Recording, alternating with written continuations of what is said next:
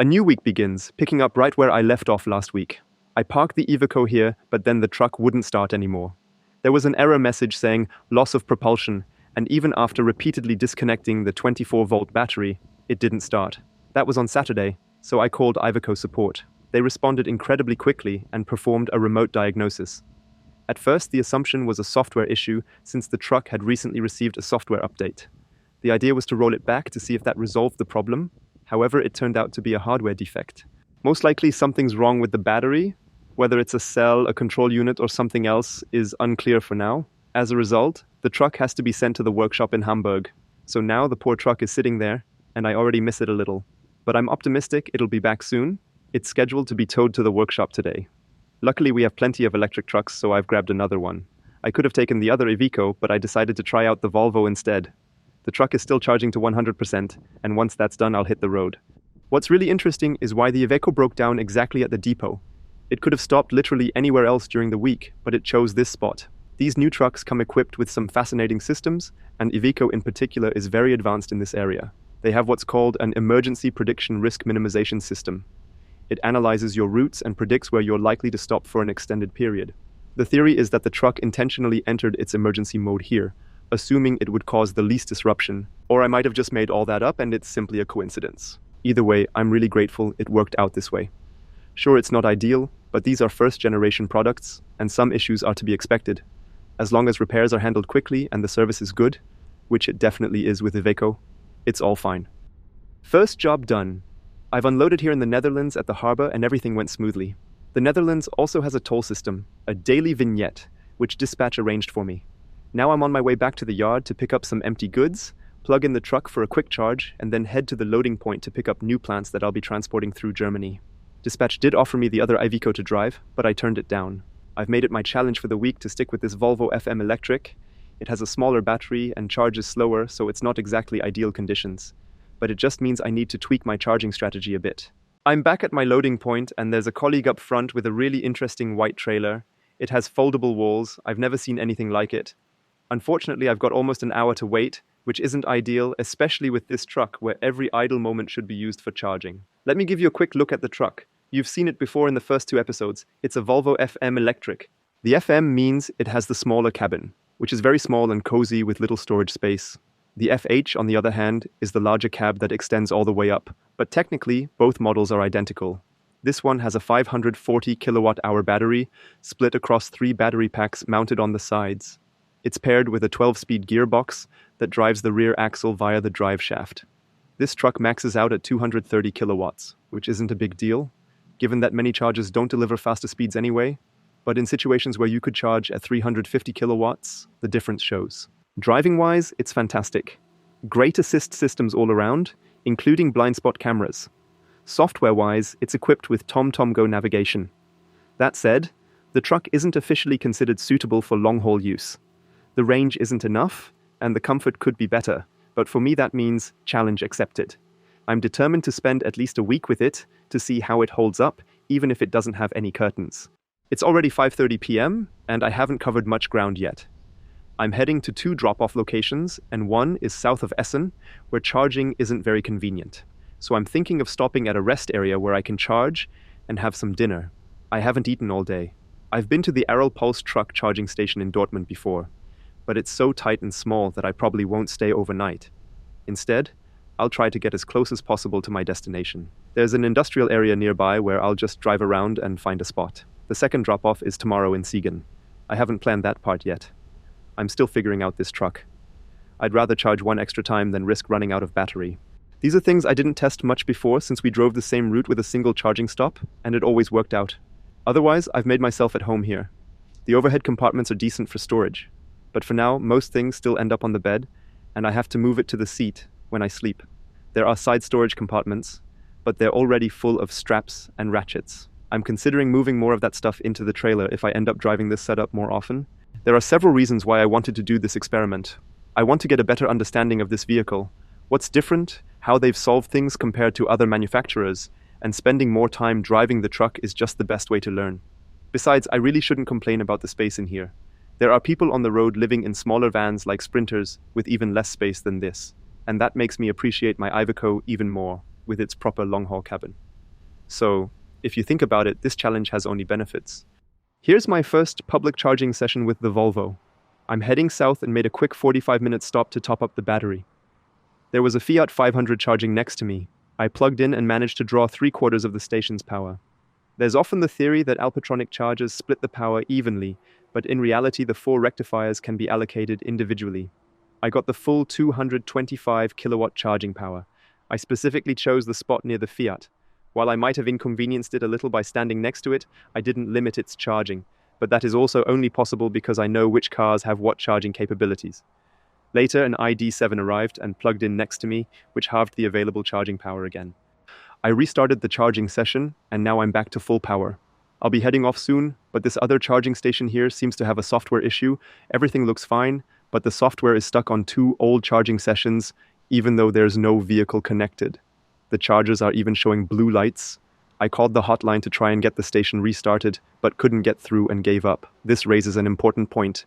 Reporting issues should be much easier for users. If I have to charge and need immediate support, I should call the hotline. But if it's just about flagging a problem for later, there should be a simpler way. Why isn't there a website where I can easily report a broken charger? Where I can provide the charger ID, describe the issue, and let them handle it.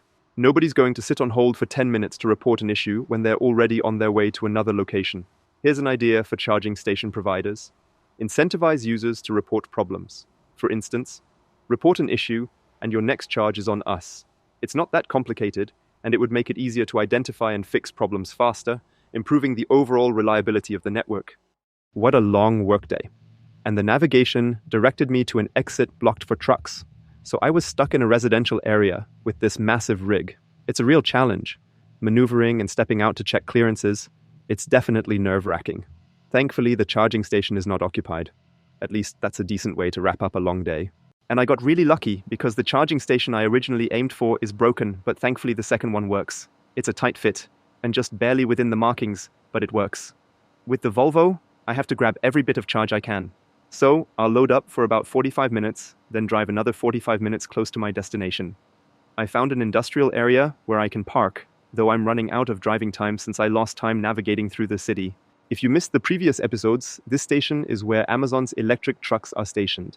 They've got 2 LNG trucks, 4 electrics, and a 5th electric parked further back. They charge regularly here, and the trailers are stored elsewhere. When they finish their shift, they just leave the trucks here.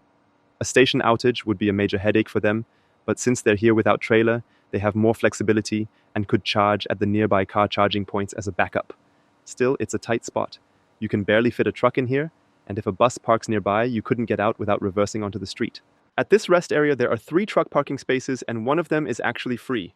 If it's still available after my 45-minute charge, I'll spend the night here. Good morning. I actually spent the night at the rest stop where I charged. The last spot was free, so I could relax and start early this morning. I've already been to the first loading spot. Everyone was super friendly and there were a lot of people, so it was a quick turnaround. Now I'm heading to the second unloading spot. I've got 82% battery left, so I'll just drive there and see what happens. But I've run into a really stupid problem. I really like this Volvo, but it only has 1 USB port in the entire interior and it's stopped working. That's a big issue because I use my phone for everything. Route planning, finding charging stations, unlocking chargers, communicating with the dispatcher, making calls. And now I can't charge it. My phone is getting old, so the battery life is not amazing to start with, and now I'm running low on battery. I'll have to find a place to charge it during my lunch break at a gas station or something. I finished my second unloading stop, and I'm heading back north. The plan is to stop at 2 loading spots, one with a small load and the other with a lot of pallets. The tricky part now is timing, as it's already 2 p.m., and I still need a short charging stop. I won't be able to make it to both loading spots since I can expect them to close after 5 p.m. So I'm aiming to make 1 loading spot, then drive as close as possible to the second one. I started today at 8 a.m., but with all the driving, traffic, and unloading, the time has just flown by and it's already 2 p.m. But I'm actually pretty happy with the Volvo. The battery isn't an issue. I'm at 27% now, and I've already driven 300 kilometers or 186 miles. But context is important as the load wasn't too heavy, and I'm driving empty now. But it's been averaging 0.9 kilowatt hours per kilometer or 1.44 per mile, which is really good. I can't describe it any other way, but sometimes you just get lucky in life. This Volvo is parked absolutely perfectly in the spot. I'm not blocking anyone, the trailer is hooked up, and it's not causing any issues in the back. I only have to reverse out. This is exactly how you'd want a charging stop to go, and I have to correct a technical detail I mentioned in the last videos. I was wrong about the Volvo. You can see it in the display, it's pulling 330 amps and has a relatively high voltage. I thought the Volvo's battery had much lower voltage, but it looks like it actually has an 800-volt battery system. The reason it's charging slowly isn't clear though. The charging station is capable of 500 amps, and there's no technical reason why it should charge so slowly. I'll look into it further and contact Volvo to ask them why the charging rate is so low. I'm currently at a highway rest stop, and I really need power for my smartphone. There are all kinds of devices here, and this is a USB plug for a 12-volt cigarette lighter, and it costs 18 euros, which is outrageously expensive. On Amazon, it probably costs just a few euros, but I'm going to buy it, and I can explain why. As a business, you have to think in terms of opportunity costs, meaning what's the damage if I don't buy this? And the damage is actually huge. Just imagine I get a new route and can't be reached, or a delivery stop falls through and I drive out there for nothing, wasting time and energy. Or I have a breakdown and can't notify anyone. So when you add it all up, the cost of not having a smartphone is enormous. That's why in this case the 18 euros is actually a total bargain, because not buying it would be much dumber. I stand corrected, it's 20 euros. I immediately got in touch with my Volvo contact and asked about the battery. He confirmed that the vehicle does indeed have an 800-volt battery system, and the limitation on the charging power comes from the internal wiring. The 330 amps is the limit because the internal wiring isn't cooled. The external cables from the charging station have to be cooled, but internally the electronics also need to handle the higher amps. Volvo made the choice to save money and limit the charging instead. This means the Volvo also can't charge at 50 kilowatt chargers with 500 volts. But the Volvo can charge AC at 43 kilowatts because of the onboard charger, which can convert 400 volt AC into up to 900 volt DC. That clears things up, because I had heard somewhere that the Volvo charges slower due to its 400 volt system, and calculated that 500 amps at 500 volts should make around 250 kilowatts. So I mistakenly assumed that was the reason for the low charging rate. But putting together guesses and hearsay is a recipe for disaster. Now we have the facts. The Volvo does have an 800-volt system, but it charges slower because Volvo saved costs on the internal wiring. As you can tell, it's a bit like research. I get new insights, throw the old stuff out, and get smarter with each video, and hopefully you do too. So the ABB terrastations I saw in the last video also exist in a high-voltage version, which can work with low charging power, but up to 900 volts. These are probably the ones being used. My information is still correct that a 50 kilowatt charger with low voltage isn't suitable for these trucks. But at the company, they'd probably have noticed right away if it hadn't worked from day one. So, another lesson learned. There's not much on the trailer right now because it's a combined tour, meaning I have 2 loading stops for the same delivery point. The main load will be picked up tomorrow in Emmerich. When you drive to Emmerich, you go through the Netherlands, and that's where I'm heading now, because the first Milence charging park is in Venlo. I can make the perfect stop there. Milence is a joint venture of major truck manufacturers to build a pan-European charging network, and I'll get to test how well it works today. There's something written in Dutch, and there is a truck with a plug, and the charging park is just ahead. You can pull in here, and there's plenty of space. This is how the future of Milence charging parks is supposed to look. They'll probably add a roof at some point, but they already have electricity, which is a great start. Since this Volvo has the charging port on the right, we'll drive into the bay accordingly.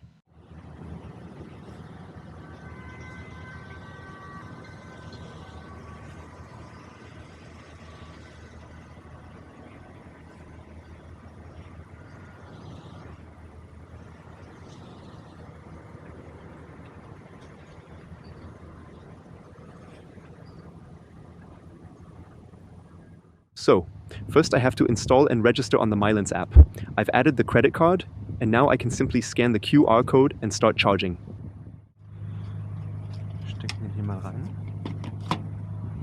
Here you can see that the Volvo is at 45%, and the 226 kilowatts is the maximum charging power it can handle at this battery level.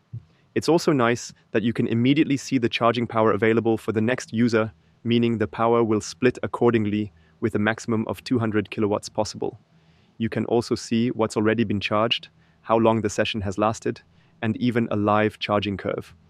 Additionally, there are details like the current voltage, amperage, and the battery percentage at the start of the session. When I check the app, I can see the kilowatt hours charged, the price, and the battery level progression, along with the last update time. This is where you can also manage or stop the charging session.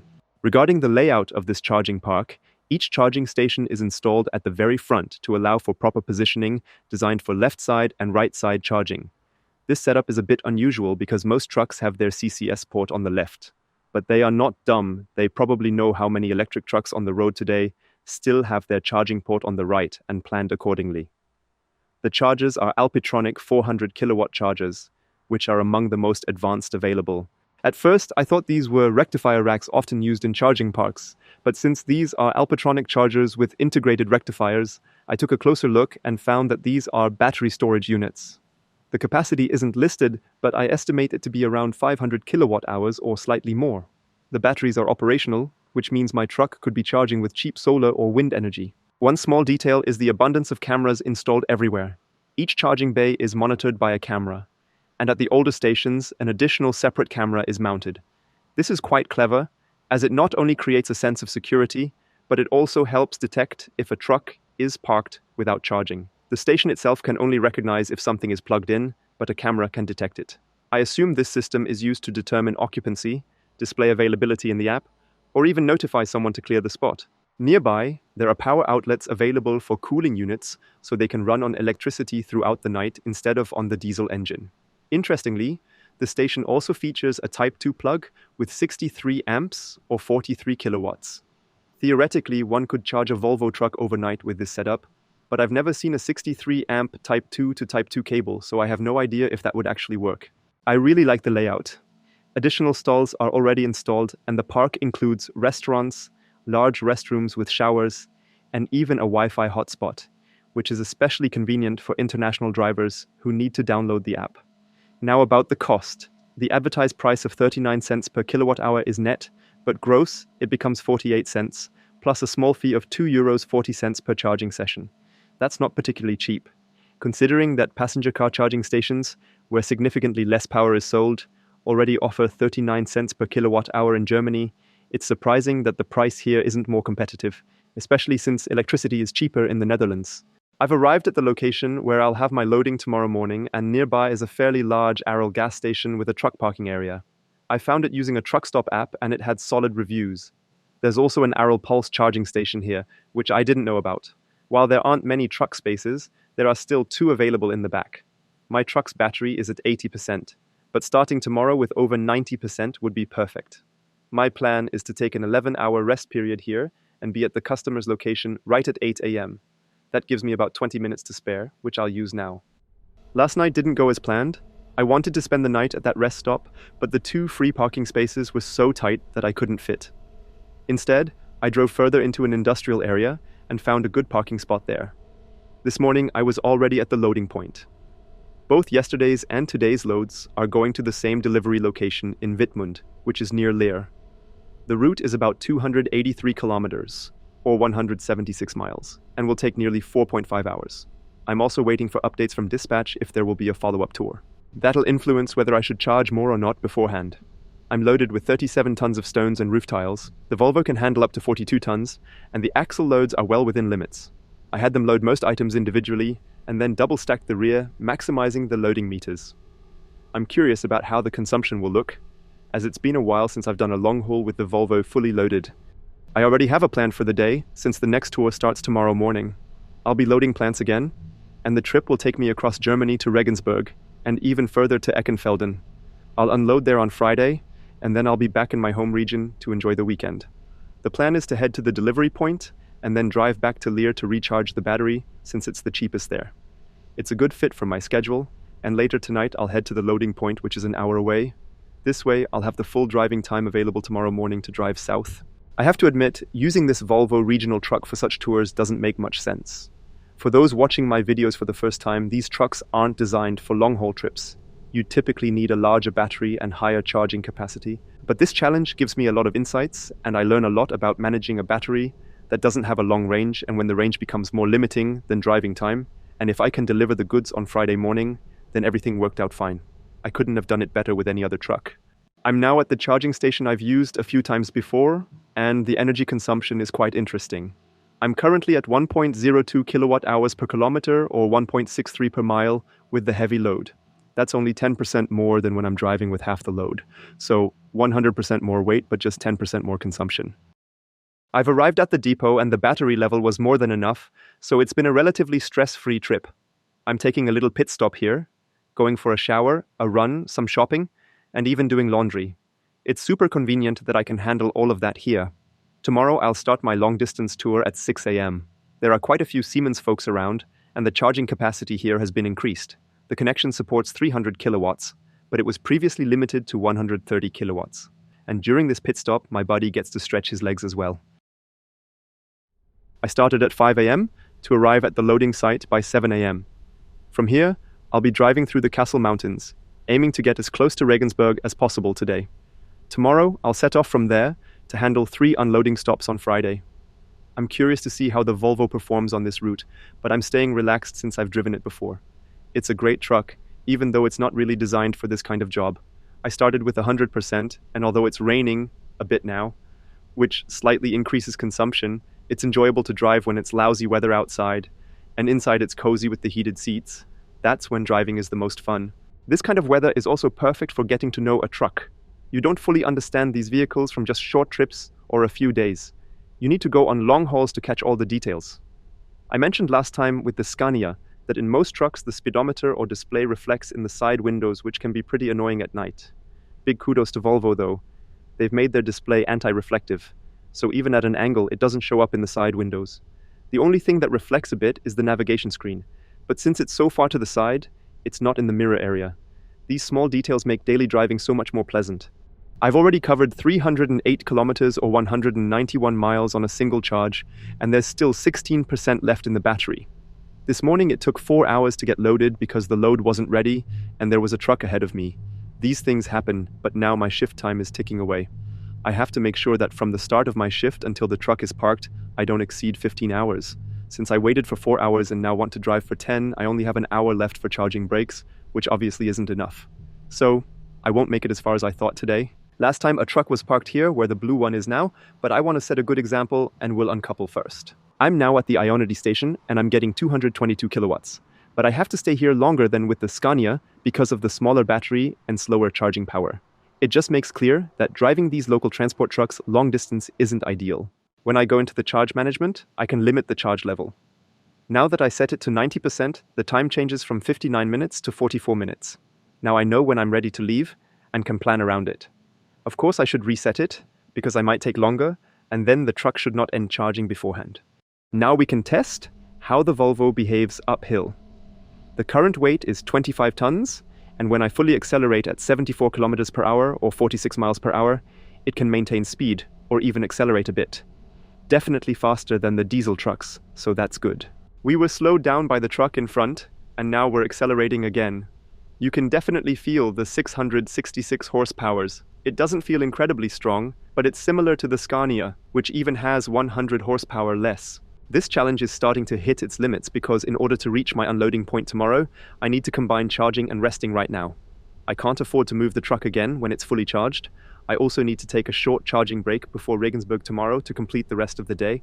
I don't want to do that between unloading points because I want to hit one unloading spot after another as quickly as possible.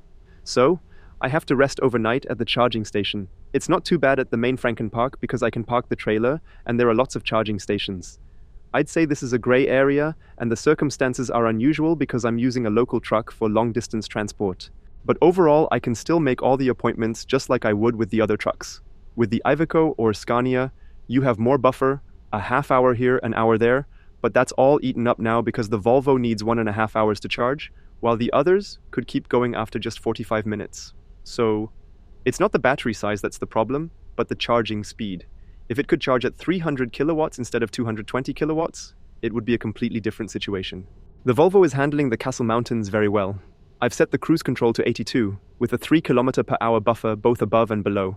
So the truck climbs the hill slower, but when it's able to coast, it picks up a little more speed.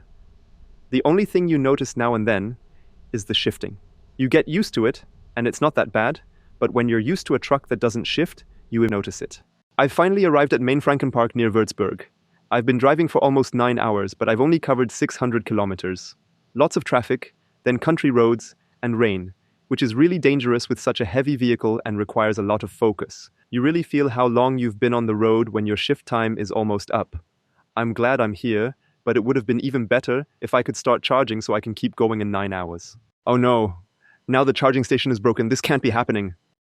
I've only got 7 minutes left of my shift, and up ahead the charging station is completely broken, but the one on the right has one CCS working, and there's this really nice driver who's moving his car so I can park there. I'll just wait for the BMW to finish charging and then take over. But the important thing is that the truck is standing. That's the top priority. It worked out. I'm parked, and the staff allowed me to also rest here during the night. I thought that only one of the 4 rectifiers of the charging station would work, because the BMW was charging at 75 kilowatts.